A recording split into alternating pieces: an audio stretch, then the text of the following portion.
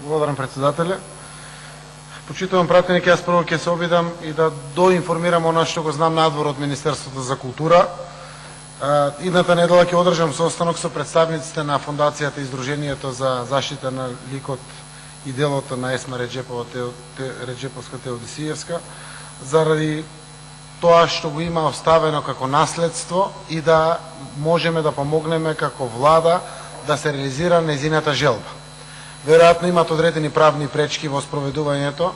Тие побараа од мене преку директна комуникација состанок за да не информират за институциите да асистират, да желбата на Есма и Стево Теодосиевски буквално биде спроведена. Секако адвокатите и нотарите кои што ги спомна министрот ги знаат сите тие постапки, јас стојам на располагање. Би сакал, ако навистина се потврди правно формално дека незината волја и желба е домот да биде за објект за културата, за ромите и за се, да си го доживее светлото на денот, односно да ја дочека таа намена за која што по незина волја било тоа обезбедено. Ако зборувавте за споменик на гробот на Есма Реджепова, ова прв пат го слушам, не е дозволиво. Таа е голем представник на ромската заедница во Македонија, на ромите во регионот и во светот, но и голем представник беше на Република Македонија. Тоа сите го знаеме. Јас ќе искористам приликата да разговарам еве и со вас, но и со представниците на Фондацијата за или Сдруженијето за зачувување ликот и делото на Есма Реджепова. Секако, како амбасадор на Република Македонија, не смееме да дозволиме ваква работа да остане. Имаме можности преку владини средства да се организира, достоинствено да се одбележи местото на незиниот вечен помин. Во делот на второто прашање за сиромаштијата, тука јас би го дал мојот одговор. Првото дадов како дополнителна информација. Неколку аспекти спомнавте во делот на сиромаштијата. Сиромаштијата е присутна во светот и е присутна кај нас. За жал, ги таргетира сите етнички заедници, не бира по етникум, не бира по религија, но факт е дека ромската етничка заедница е најсиромашна и е најзагрозена. Од тој аспект, јас сум убеден дека досегашните механизми кои што постојат на државно ниво треба да ги користиме и апелирам пред институциите, но давајќи одговор на вас, давам објаснување за граѓаните. Социјално загрозените лица имаат право на бесплатно болничко лекување, да го користат тој момент како граѓани, а институциите се должни да го почитуваат законот.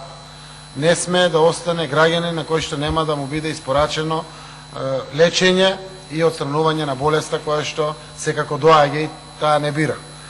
Од тука правиме напори до крајот на оваа година да ги обезбедиме оние 5,5 милиони евра кои што значат партиципација во делот на болничкото лекување. И ако ги обезбедиме по пат на заштеда на одредени тендери, постапки, рационализација на институциите, го работиме и со министерот за здравство, и со директорот на фондот за здравство, но и со многу други институции. Целта е да рационализираме голем број на институции, односно клиничкиот центар да го споиме, да не одат парите во управни одбори, во комисии за јавни набавки безбројни или слично. Сите овие средства преку заштеда на тендерските постапки по различни постапки кај што државата плаќа пари, да ги обезбедиме 5,5 милиони евра и да го донесеме законот за бесплатно болничко лечење. Тоа ќе значи да секој граѓанин во државата нема да плаќа болничко лечење кога ќе се соочи со потребата од болничко лечење. Ова го носиме најмногу заради сиромашните граѓани. По богатите не име проблем партиципацијата да ја платат и тие не се барателите на овој закон, но ако сакаме да видиме држава каде што согласно уставот социјалниот аспект ќе биде важен, ваквите иницијативи се надевам ќе наидат на разбирање и на поддршка пред се од институциите. Убеден сум дека парламентот би дал консензуална поддршка на вакви решенија, но дефинитивно ќе го олесни животот на најсиромашните граѓани. Во делот за погреб на лице кое што потекнува од семејство, кое што не може да го организира, обезбеди и плати погребот, согласно законската регулатива, општините се надлежни да го покријат и платат погребот према приватните управувачи на организацијата на погребот.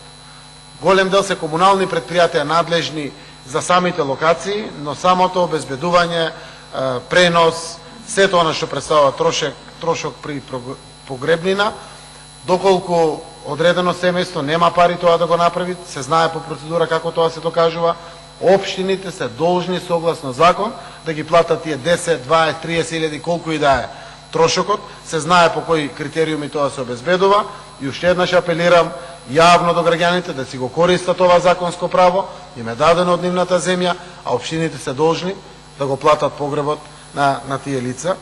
И во делот на лековите, за жал се уште немаме алатки и механизми каде што на најсиромашните можеме да им обезбедиме дури да ги земат лековите кои што се по властените цени, односно по преференцијалните листи кои што ги имаме во државата.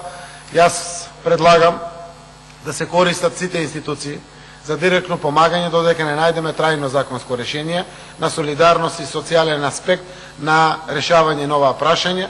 Овде се владините институции, сите служби, дирекции, општините да се најдат на луѓето да помагат, заради тоа што за обезбедувањето на лекарствата, колку и да е од референтната листа на цени, колку да е ефтин лекот, некои луѓе за жал немат пари и тоа да го обезбедат. Треба да си помагаме со сето она што можеме, пред се преку институциите. Секој градоначалник може да обезбеди по 2000, 3000, 1000 денари, 700 денари.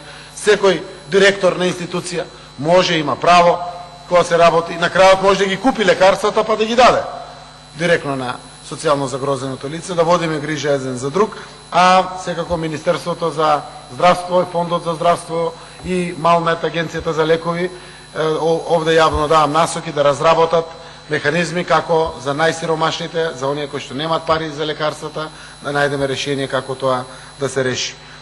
За прашањето за 25 мај, може би ќе даде Министерството за труд и социјална политика одреден одговор, но јас само ќе кажам, ова монструозно нешто што го слушнавме, секако е на мегдан да се случува за дечињата на секаде, без разлика дали се во домовите или се со своји семејства дома. Директорот од етички причини гледам поднесе оставка, но тоа не може да го врати времето. Апелирам максимална грижа, јас имав истредба со дечињата по повод Нова година, беа кај мене во владата и од 25 мај, и од Даре Джамбас, и од другите институции каде што се згрижуваат. Максимална грижа, може би секој пат законите не дават прецизно решение за водењето на грижата, но пред се директорот е и родител таму за тие деца. И мора да водиме грижа за вакви појави, а секако кога се случуваат појавите сум еден од поддржувачите на максимално казнување, заради тоа што само преку максимални казни ќе ја испратиме пораката да не се повтори никогаш повеќе. Благодарам.